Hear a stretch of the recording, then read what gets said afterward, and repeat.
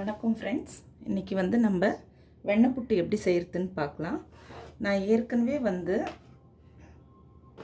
கடலைப்பருப்பு ஊற வச்சுருக்கேன். இது கிட்டத்தட்ட ஒரு 1 hour ஊறி இருக்குது. ஸோ இதை நல்லா வாஷ் பண்ணி இதை வேக வச்சுக்கணும். 1 கப்பு அரிசி மாவு எடுத்திருக்கேன், அதாவது பச்சரிசி மாவு. திருவன தேங்காய் ஒரு 1/2 கப் அளவுக்கு எடுத்திருக்கேன். வெல்லமும் 1 கப் அளவுக்கு எடுத்திருக்கேன். ஏலக்காய் பவுடர் ஒரு டீஸ்பூன் அளவுக்கு எடுத்திருக்கேன். ஸோ நம்ம ஃபஸ்ட்டு இந்த கடலைப்பருப்பை நல்லா வாஷ் பண்ணிவிட்டு இது குக் பண்ணிக்கலாம். ஸோ கடலைப்பருப்பை வேக வச்சிடலாம். ஸோ 1 glass ஆஃப் வாட்டர் எடுத்திருக்கேன், தண்ணி எடுத்திருக்கேன். ஒரு 10 minutes அளவுக்கு இது குக் ஆகட்டும். ஆல்ரெடி ஒரு 1 hour இதை நல்லா ஊற வச்சுருக்கேன். ஸோ ஒரு 10 minutes குக் ஆகட்டும். இது ஒரு 1/2 glass தண்ணி சேர்த்துக்கிட்டு வெல்லமும் சேர்த்துக்கலாம்.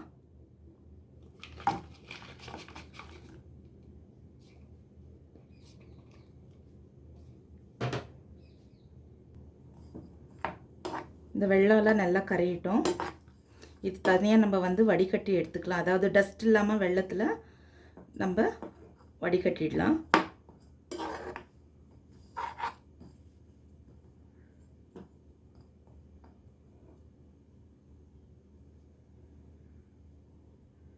பாருங்க, இந்த மாதிரி மெல்ட் ஆகட்டும்.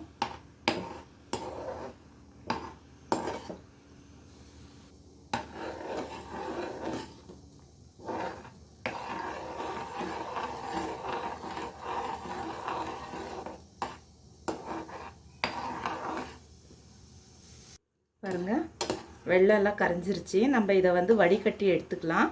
கொஞ்சம் கூல் ஆகட்டும், ரொம்ப சூடாக இருக்குது. ஒரு 1 minute கழிச்சிட்டு வடிகட்டி எடுத்துடலாம். இப்போ நம்ம எடுத்துருக்கோம் இல்லைங்களா அரிசி மாவு. இதில் உப்பு கம்மியாக சேர்த்துக்க போகிறேன். அதாவது இது ஒரு 1/2 teaspoon அளவுக்கு சேர்த்துக்கலாம். இதில் தண்ணி ஊற்றி மிக்ஸ் பண்ணி வச்சுக்கலாம் ரெடியாக.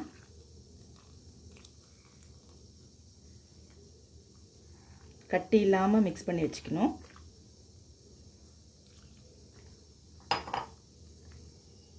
பாருங்கள், கடலைப்பருப்பு நல்லா குக் ஆகிடுச்சு. இப்போ நம்ம மிக்ஸ் பண்ணி வச்சுருந்தோம் இல்லைங்களா அரிசி மாவு தண்ணியில். ஸோ இதை ஆட் பண்ணிக்கலாம். கட்டி வராத கிளறணும்.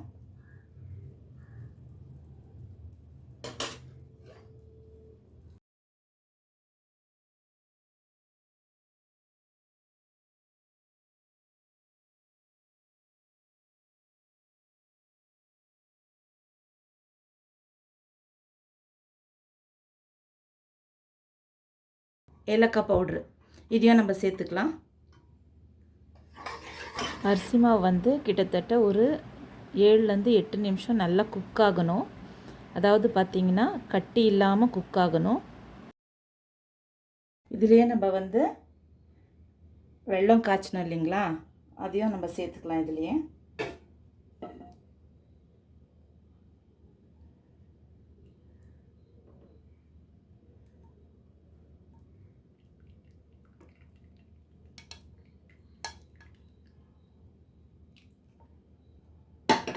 சேர்த்துட்டு கிளறி விட்டுடலாம்.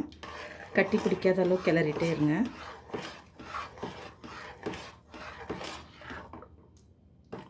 கிரேட் பண்ணி வச்ச தேங்காவை சேர்த்துக்கலாம். இதுலேயே 1 tablespoon நெய் சேர்த்துங்க. பாருங்கள், ரெடி ஆயிடுச்சு. அதாவது இப்போ சர்வ் பண்ணலாம். நல்லா கொஞ்சம் ஆறிந்தோம் நம்ம பவுலில் போட்டு சர்வ் பண்ணிடலாம்.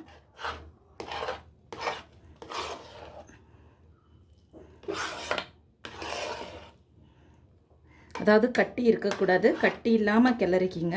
அதுக்கப்புறம் நம்மளுக்கு இந்த மாதிரி டச் பண்ணி பார்த்தோம்னா நம்மளுக்கு ஒட்டக்கூடாது. ஸோ அதுதான் கரெக்டான பதம். இது சூடாக இருக்கிறதுனால நான் டச் பண்ணல. நான் உங்களுக்கு காட்டுறேன்.